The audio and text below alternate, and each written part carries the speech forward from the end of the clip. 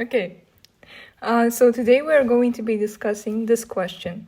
Are cognitive and psychological factors important to an entrepreneur when managing the employees? What are some of the psychological disciplines an employer should consider and why? Employers should consider various psychological disciplines to create a positive and productive work environment. For example, the first one should be organizational psychology. So organizational psychology focuses on understanding behavior within workplace settings. Employers can utilize insights from this discipline to improve employee morale, enhance teamwork, and optimize organizational structure and culture. Also, industrial organizational psychology is really important because industrial organizational psychology applies psychological principles to improve workplace productivity and employee satisfaction. Employers can benefit from this discipline by implementing strategies to enhance job satisfaction, reduce turnover, and develop effective leadership practices. I completely agree because some of the main problems employees might be facing at their job is low mental health and also, for example, when they're not happy with what they're doing at their job, their productivity is obviously going to be low because whatever is happening in their brain and with their hormones and everything interacting is going to directly affect their thoughts and emotions that they're facing at work. And do you think that it is important for employers to care about how their workers feel? Yes, Amina, I think it's crucial for employers to care about how their workers feel. Employee well-being directly impacts productivity, job satisfaction, and overall organizational success. I think when employees feel valued, supported, and respected by their employers, they're more likely to be engaged, motivated, and committed to their work. Caring about employees' feelings also fosters a positive work culture, improves morale, and reduces turnover rates. I agree. So the next question is for us to discuss why turnover rates in different industries, especially low-paying or stressful ones, are so high. So, turnover rates in various industries, especially low-paying or stressful ones, are often high due to a combination of factors. First of all, I think low pay plays a big role in this. In industries where wages are relatively low, employees may feel undervalued and may seek higher paying opportunities elsewhere. This is particularly true in sectors such as retail, hospitality, etc.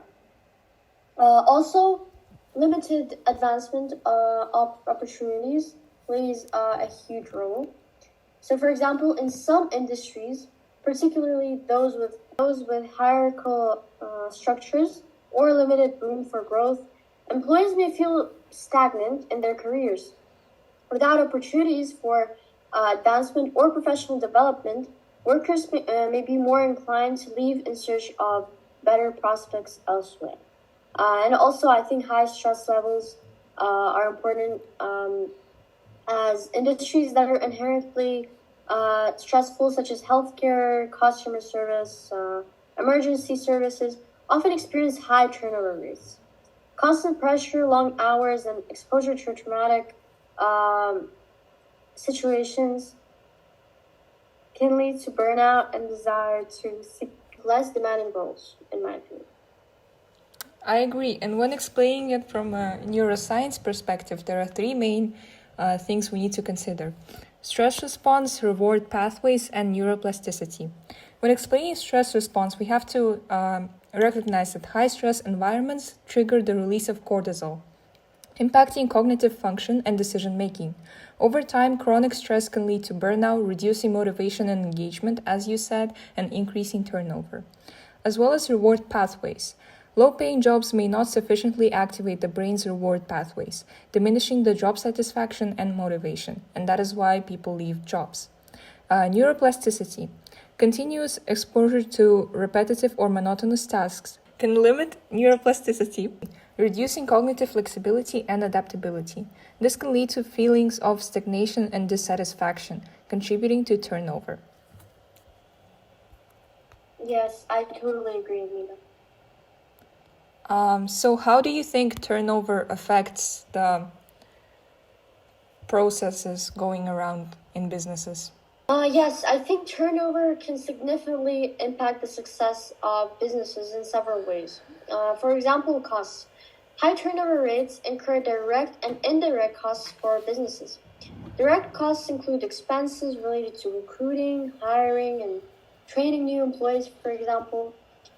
Indirect costs include decreased productivity during the transition period, as well as the potential loss of institutional knowledge and expertise. Also, I think customer satisfaction plays a huge role in this, as employee turnover can impact customer satisfaction levels. Frequent turnover may result in inconsistencies in service quality, longer wait times, and decreased customer loyalty. Satisfied and experienced employees are better equipped to meet customer needs and build long-term relationships, which is essential for businesses. And also, I think this is the most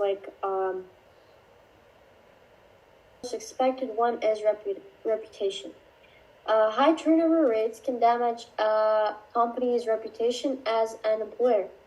Businesses with a reputation for high turnover may struggle to attract and retain top talent, leading to further recruitment challenges. Negative reviews and word of mouth can deter potential candidates from applying to open positions. So yeah, I think it's quite important. Definitely. So the next topic we are going to talk about is what are some tactics some of the employers use to manipulate their employees and how do they work? While most employers strive to create a positive work environment, some may engage in manipulative tactics to control or exploit their employees. For example, gaslighting. Gaslighting is a form of psychological manipulation where employers deny, distort, or trivialize their employees' experiences or concerns to make them doubt their perceptions or sanity. For example, an employer might dismiss legitimate grievances or concerns raised by employees, leading them to question their own judgment and credibility. Also, emotional manipulation. Employers may use emotional manipulation tactics such as guilt tripping, manipulation of emotions, or playing favorites to exert influence and control over their employees. For example, an employer might use emotional blackmail to coerce employees into working longer hours or accepting unfavorable conditions. And, of course, false promises. Employers may make false promises or commitments to manipulate employees into accepting unfavorable conditions or working harder. For example, an employer might promise promotions, salary increases, or career advancement opportunities that never materialize, leading to feelings of disillusionment and betrayal among employees. I definitely agree. And if we're speaking from a neuroscience perspective, there are many techniques and tactics that they use, and some of which you've already explained in an economic context. So first one is emotional manipulation. Employers may use emotional appeals to manipulate employees, such as guilt tripping or using fear tactics to coerce compliance, as you've already mentioned. And this works by activating the brain's emotional centers, which can override rational decision-making processes and lead to compliance out of fear or obligation. There's also reward manipulation. It taps into the brain's reward system, specifically the dopamine pathway, reinforcing certain behaviors and increasing motivation to achieve desired outcomes, even though perhaps for these employees, the outcomes that think they want to achieve are actually only in the interest of the employer. The next one is information control.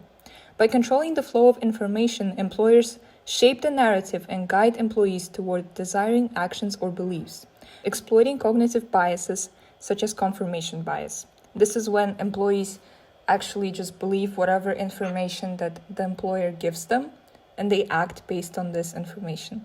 And the last one is social influence.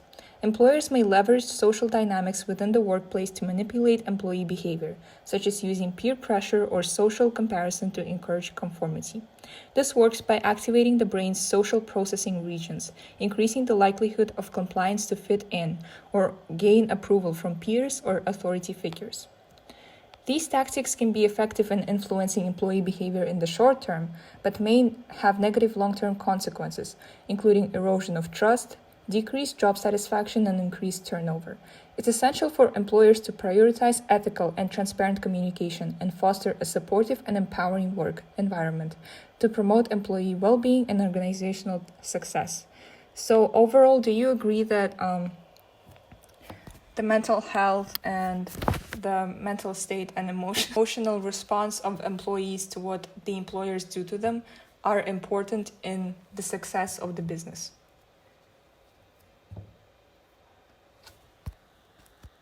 Yes, Amina, I think it's really important because, if you look at a business perspective, if the employees are happy and they're not bored of their workforce or workplace, then they actually work faster.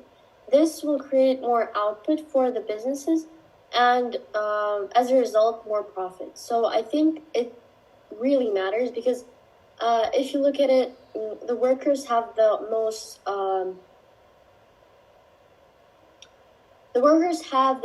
important influence on the businesses. Thank you for this talk, Aysulu. So in this podcast, it was Aysulu, an economics expert from OMExNeura, and Amina, a neuroscience expert from the Neuro Society. Thank you, everyone. Goodbye. Thank you. Goodbye.